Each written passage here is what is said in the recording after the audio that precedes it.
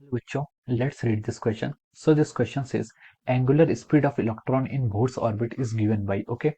Option A is omega is equal to pi m e की power 4 divided by 2 epsilon square n cube h cube. Option B is omega is equal to 4 epsilon square n cube h cube by m e की power 4. Option C is omega is equal to m e की power 4 divided by 4 epsilon square n cube h cube. Option D is all of this, okay. तो चलिए बच्चों, अब हम इस question को start करते हैं. तो देखिए बच्चों, इस क्वेश्चन का की कॉन्सेप्ट आप क्या लिख सकते हैं. The key concept of this question is, इस क्वेश्चन में हमें एंगुलर स्पीड फाइंड आउट करनी है. एंगुलर स्पीड यानी कि चलिए एंगुलर स्पीड यहाँ पर इसका की कॉन्सेप्ट लिख लीजिए. Angular speed in case of our भोर ऑर्बिट, ओके. भोर ऑर्बिट के केस में या फिर भोर मॉडल के, भोर एटॉमिक मॉडल के केस पे हम यहाँ पर एंगुलर स्पीड ऑफ इलेक्ट्रॉन यहाँ पर फाइंड आउट करेंगे, ओके. तो देखिए एंगुलर स्पीड फाइंड आउट करने के लिए वी नो दैट हमें पता है कि वेलोसिटी की वैल्यू क्या होती है. वेलोसिटी की वैल्यू होती है आपकी Z square divide by 2 NH epsilon, okay. Z square 2 NH epsilon, ये वैल्यूज आपको याद होनी चाहिए. ये आपकी क्या है, वेलोसिटी है आपकी किसमें, ये आपकी वेलोसिटी की वैल्यू है in case of our hydrogen atom में इलेक्ट्रॉन की. और रेडियस भी आपको पता होती है. रेडियस क्या होती है आपकी, N square H square epsilon divided by pi M Z square. ये वैल्यू भी आपको याद होनी चाहिए. वेलोसिटी, रेडियस, एनर्जी, ये तीन वैल्यू तो आपको याद ही होनी चाहिए. तो ये आपकी क्या आ गई, रेडियस की वैल्यू आ गई, ओके.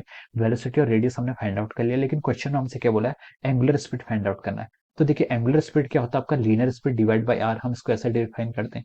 तो हम यहाँ पर से इसका डायरेक्ट रेशियो ले लें, यानी कि डिवाइड कर लें. Z square divide by 2 NH epsilon nought divided by R N को पुट करेंगे N square H square epsilon divided by pi M Z E square. हम इस क्वांटिटी को देखिए आगे कैलकुलेट करते हैं. इस क्वांटिटी को कैलकुलेट करके देखिए क्या आता है. सबसे ऊपर आपका न्यूमरेटर में जेड स्क्वायर ले लीजिए और एक पाई एम जेड स्क्वायर आपका ऊपर न्यूमरेटर में जाएगा. तो यहाँ से आएगा pi M Z E square. ये आपका यहाँ से इतना रिजल्ट हो गया. Divided by 2 NH epsilon 2 NH epsilon into N square H square. ये आपका ऐसे रहेगा, N square H square epsilon. ये आपकी टर्म यहाँ पर ऐसे हो जाएगी, ओके. जेड स्क्वायर से हमने नीचे डिनोमिनेटर से पाई एम जेड स्क्वायर ऊपर आ गया 2 NH epsilon into N square H square epsilon. बिल्कुल ठीक, ओके. अब देखिए, अब हम यहाँ से क्या कर सकते हैं, देखिए जो जो टर्म आपकी कैंसिल हो रही है उन्हें कैंसिल करते हैं. देखिए यहाँ पर से आपकी क्या क्या टर्म कैंसिल हो रही है. यहाँ पर कुछ कैंसिल नहीं हो रहा, ओके. देखिए अब यहाँ पर आपने देखिए पाई एम जेड स्क्वायर, आपने पाई एम को पहले ऊपर लिख लिया.